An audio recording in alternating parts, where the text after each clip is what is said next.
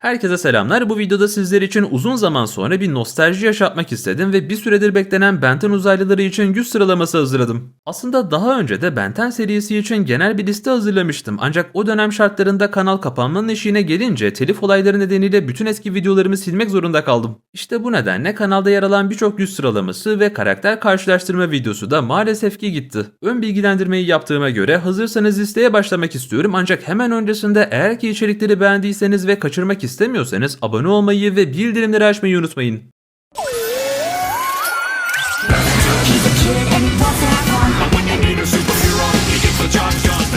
20 numara Forearms.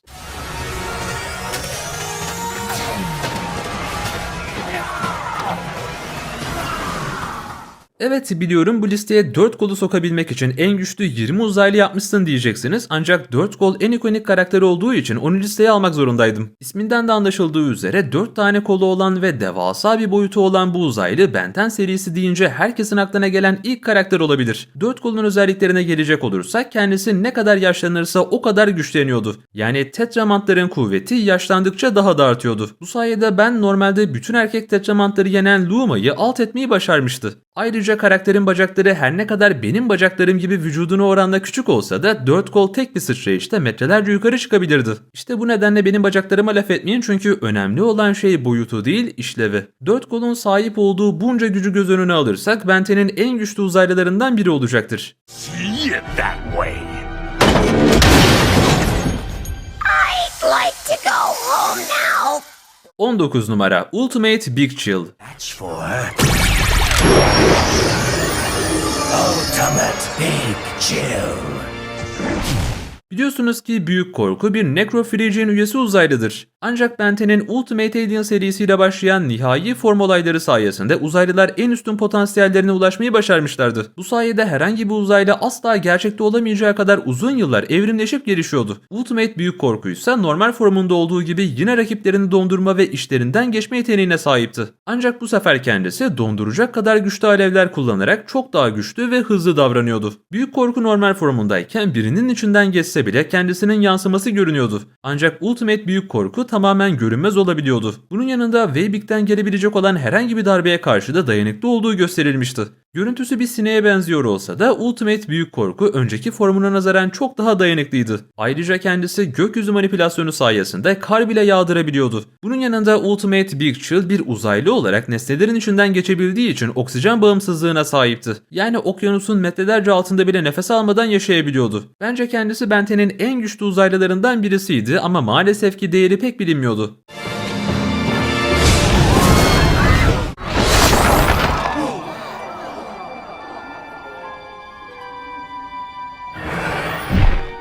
...18 numara Chromoston.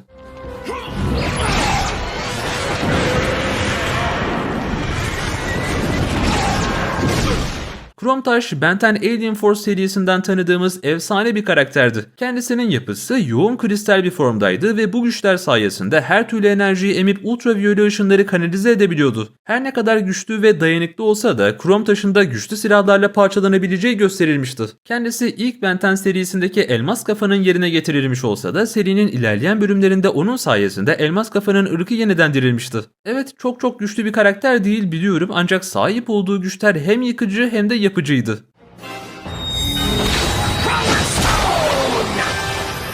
Give him a break. He's 2,000 years old and he's 17 numara Ghost Freak.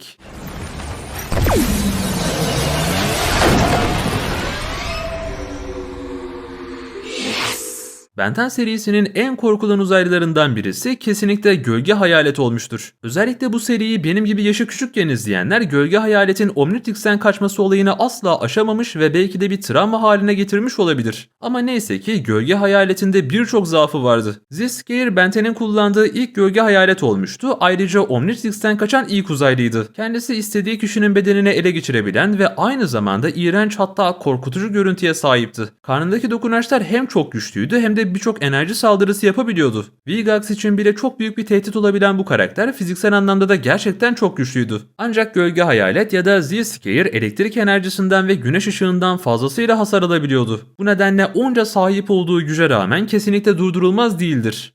I just figured out there's something I even more 16 numara Heat Blast.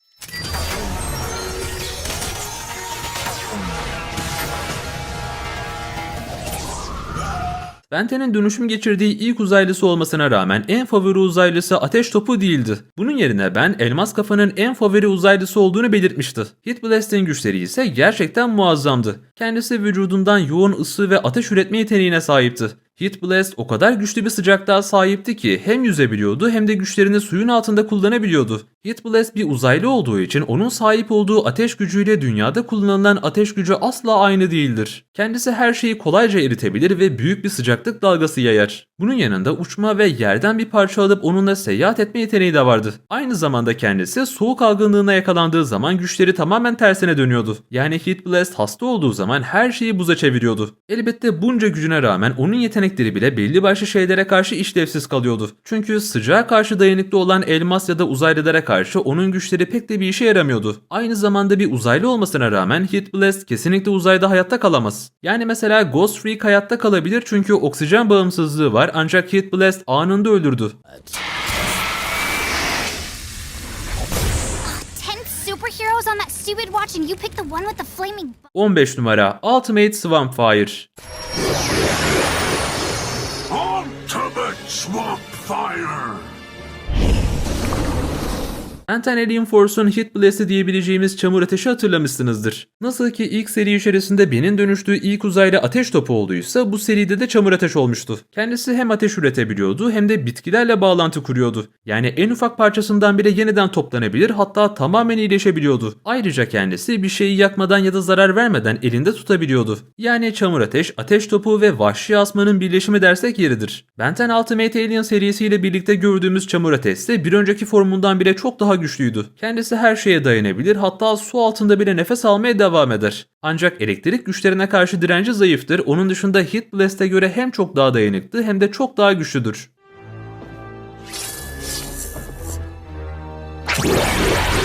Ultimate Swamp Fire! 14 numara NRG. Energy! Enerji yani isim telaffuzu olarak enerji, Benten Alien Force serisinde karşımıza çıkan bir uzaylıydı. Aslında biz kendisinin radyoaktif koruma kostümü olan formunu izliyorduk ta ki içindeki canavarı görene kadar. Kendisinin sahip olduğu asıl gücü ise çok yüksek bir radyasyon seviyesine ulaşmasıydı. Bu sayede kendisi her şeyi kolayca eritebiliyordu. Ayrıca radyasyonun ne kadar ölümcül bir şey olduğunu biliyorsunuzdur. Elbette birçok uzaylının radyasyona karşı bağışıklığı vardı ancak insanlar için tamamen ölümcüldü. Enerjinin radyasyon seviyesi ise istediği oranda artabiliyordu. Hatta herhangi bir yıldızın radyasyon seviyesine ulaşabileceği açıklanmıştı. Zayıf yönlerine gelecek olursak aslında kendisi için pek de zayıf sayılmaz. Kendisi etrafındakilere zarar vermemek için sürekli olarak bu zırhını giymek zorunda kalıyordu. Bu nedenle kendisi korunma giysisi içindeyken uçamıyordu veya yeterince çevik davranamıyordu. Ancak kendisinin asıl formuna bakarsak bence yeterince güçlü bir karakterdi. Samat! Carnedo!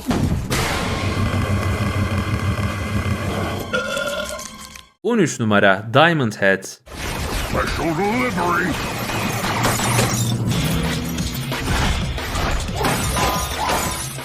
Sizlere daha önce de söylediğim gibi elmas kafanın elmas yapısı onu her türlü sıcaklık saldırısından koruyordu. Bunun yanında uzaylıların büyük bir kısmı radyasyona karşı bağışıklıydı. Elmas kafa yapısı sayesinde hem hasar alınca onarılabiliyordu hem de istediği kadar parça üretme yeteneğine sahipti. Hatta Benten'in en son sürümlerinde artık telekinetik güçlerle oluşturduğu elmas parçalarını kullandığı bile gösterilmişti. Elmas kafa ve ırkı aslında ölümsüzdür ve oluşturduğu elmaslar asla yaşlanmaz. Hatırlarsanız ben elmas kafayı ilk kullandığı dönemde oldukça zayıftı. Ancak en son formunda elmas kafayla Vilgax'ı yani 10 gezegenin fatihini alt etmeyi başarmıştı. Ayrıca elmas kafa yapısı nedeniyle eskimediği ya da yaşlanmadığı için Ion'un kullandığı zaman ışınlarından etkilenmemişti. Yani elmas kafanın her anlamda çok sağlam bir karakter olduğunu söyleyebiliriz. Ancak yine de Tetrax gibi kendi türünden anlayan bir karakter elmas kafanın tüm zaaflarını biliyordu. İşte bu nedenle onu parçalarına ayıracak olan bir ses frekansıyla elmas kafayı parçalamayı başarmıştı.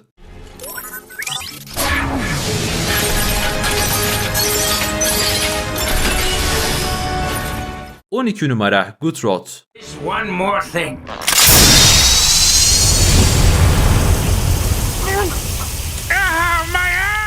Kendisi henüz bilinmeyen bir türün DNA örneğine sahiptir ve iç organları kimya laboratuvarı gibidir. Her türden gazı üretebilen bu karakter her birisini karıştırıp istediği durumlarda kullanabilir. Kendisi yanıcı, eritici, pis kokulu, bayıltıcı, dondurucu, güldürücü gibi daha birçok gaz çeşidi üretebiliyordu. Bir de kendisinin görüntüsüne aldanmayın, bu boyutuna rağmen oldukça yükseğe zıplayabildiği gösterildi. Hatta kendisi uzay boşluğunda bile istediği kadar hayatta kalabiliyordu. Yani istediği durumlarda elmas kafayı eritebilir, güldürebilir, hatta etkisiz hale getirebileceği için bu listeyi almak istedim. This little frog and pony show is... Okay, who's this? 11 numara Ultimate Echo Echo.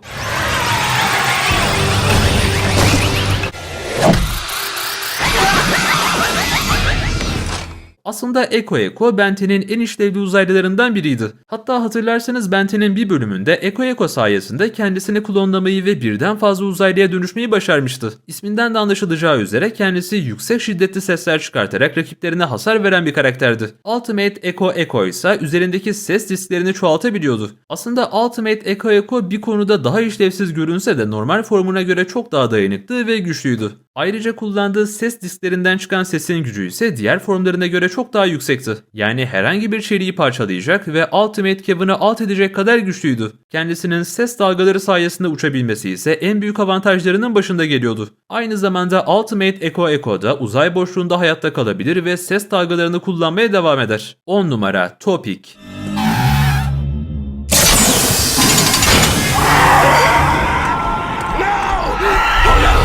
Ben 10 Omniverse'te karşımıza çıkan bu karakterin asıl olayı karşısındaki kişinin en büyük korkusunu ona iliklerine kadar göstermek ve onu alt etmektir. Kendisinin suratı kişiden kişiye göre değişiyor. Eğer birisi onun yüzünü fotoğraf çekecek olursa yüzü bulanık çıkıyor ama yine de görenleri tedirgin etmeyi başarıyordu. En büyük başarıları ise bir cüce yıldızı ile güçlendirilmiş olan Siphon'u yenmesi ve korkudan beslenen Zombozon'un altına sıçmasını sağlamasıydı. Bunun dışında Celestial Sapiens'in kişiliklerinde korkutabileceği açıklandı. Yani evet Alienix yenemeyebilir ancak kişiliklerini bir süre kadar etkisiz hale getirmeyi başarır. देखो ये तुम्हें अच्छा नहीं लगेगा 9 numara Gravatak.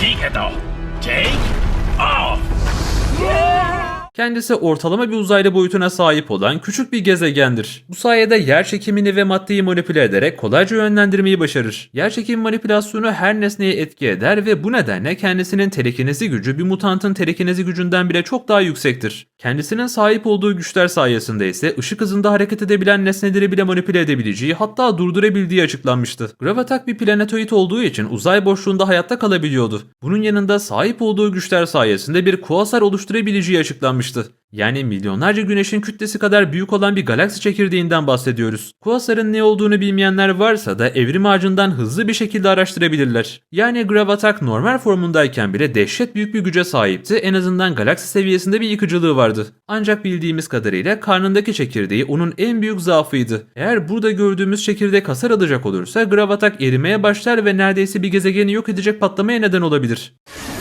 बुलाओ ग्रेविटाको जाने दो मुझे 8 numara Ultimate Humongousaur. fight to win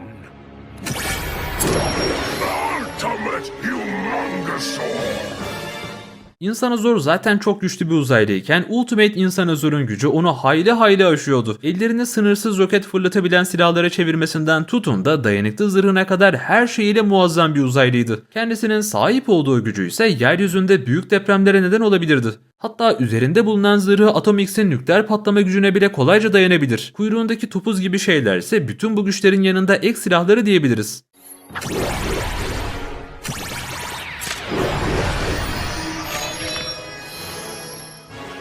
7 numara Weibik.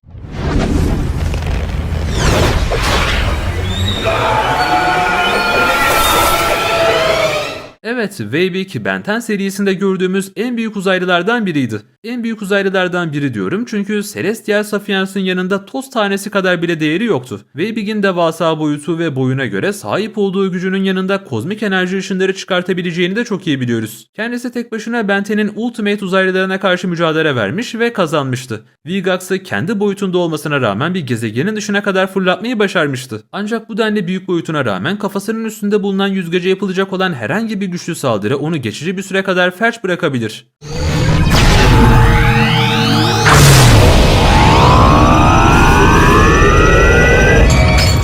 Altı numara Feedback.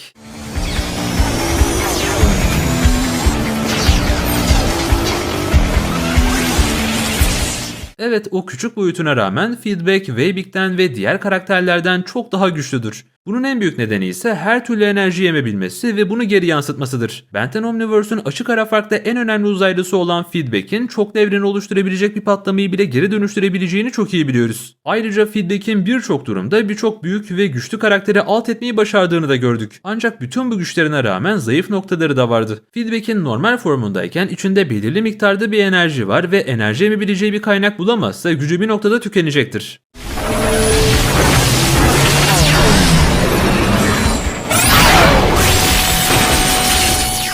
5 numara Ultimate Gravatak. Let's see how you like it.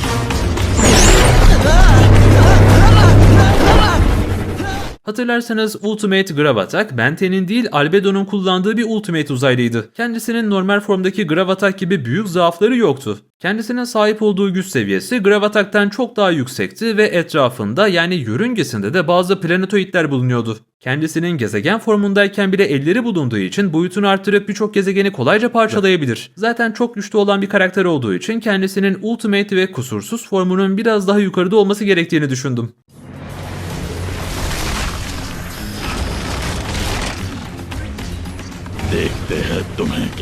4 numara Atomix.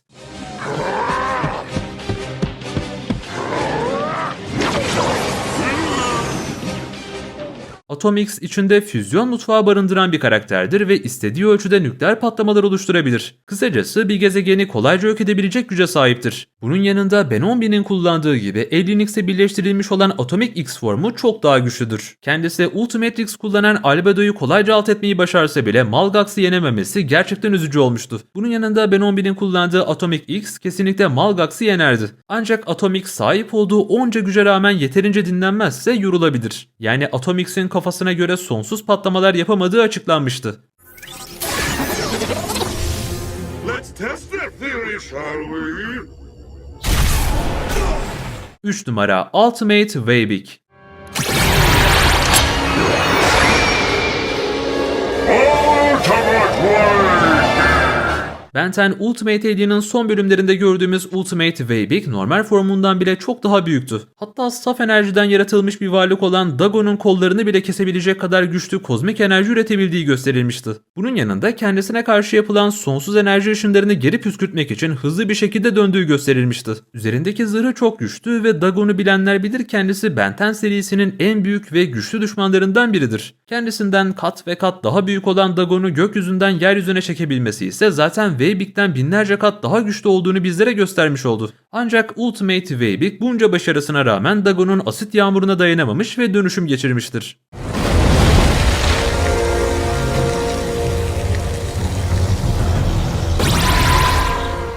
İki numara Clockwork.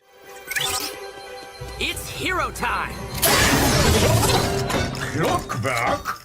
This is ridiculous. Kendisi bir Chronosapian olmasına rağmen Ben 10 bu uzaylının değerini ilk başta bilmiyordu. Halbuki seride gördüğümüz en güçlü uzaylı türü kesinlikle Chronosapiens olabilirdi. Celestial Sapiens'in aksine her şeye karışabilir ve her zamana giderek evreni baştan inşa edebilirlerdi. Chronosapiens'in en güçlü üyelerinden birisinin Ben 10.000 ve Gwen'i kolayca alt etmeyi başarması ise cabasıydı. Kendisi sahip olduğu güçlerle birlikte zamanı geri sarabilir, yaşanan olayları geriye sarıp izleyebilir ya da zamanı donma noktasına getirebilir. Zaten Omniverse serisinin en büyük ve final düşmanı da kendisi olmuştu. Zamanda yolculuk yapabilmesi ise onu bir nevi Marvel evrenindeki Kang yapıyor. Ancak maalesef ki Clockwork'ün de zaafları vardı. Mesela uzay zamanının dışına çıktığında kendisinin güçleri hiçbir işe yaramıyordu. Evrenin başlangıcındayken henüz bir zaman çizgisi oluşmamışsa kendisi sıradan bir robot gibi hareket ediyordu. Yeterince güçlü bir enerji patlamasına maruz kalırsa da zamanı kontrol ettiği mekanizması devre dışı kalıyordu. Ama genel anlamda kendisi Ben 10'in en güçlü uzaylılarının başında geliyor.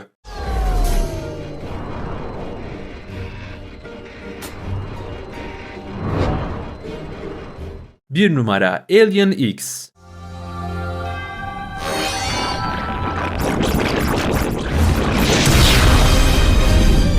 Birinci sizleri pek şaşırtmamış olabilir, sonuçta Alien X bir Celestial Sapiens'di. Celestial Sapiens'in yaratılışın ocağında bulunduğunu düşünürsek onlar zaten uzay ve zamandan bağımsız varlıklardı. Tek bir düşüncesiyle bile evreni, hatta çoklu evreni yok edebilir ya da yeniden yaratabilirdi. Yani Chrono Sapiens'in güçleri bile Celestial Sapiens'ten üstün değildir. Celestial Sapiens'in evrenin dışında kalması ise aslında Omniverse'ün final olayları yaşansa bile hiçbir şeyin Ben 10'i durduramayacağı anlamına geliyordu. Boyutunu bir galaksiden daha büyük hale getirmesi ya da kara delik oluşturması falan, bunların hepsi onun için bebek oyuncağıydı. Alien X tüm Ben 10 serisindeki kurguyu değiştirebilir ve karakterlerin hikayelerini baştan yazar. Kısacası Alien X ve onun türünün bu evrende bilinen en güçlü varlıklar olduğu kesin. Ancak Alien X'in en büyük zaafı ise bir şey yapabilmesi için tüm kişiliklerinin aynı kararda hüküm vermesi gerekiyordu. Ancak Omniverse'ün sonlarına doğru Ben bütün kişiliklerini ikna ederek herkesi yerden yere vurmayı başarmıştı. Bu nedenle zamandan ve mekandan bağımsız olmasıyla birlikte kendisi listenin başını çekiyor. Evet dostlar, işte benim Ben 10 uzaylıları için hazırladığım güç sıralamam bu şekildeydi. Umarım videoyu beğenmişsinizdir. Eğer gelmesini istediğiniz başka videolar olursa yorumlara yazabilirsiniz. Şimdilik benden bu kadar. Kendinize iyi bakın. Hoşça kalın.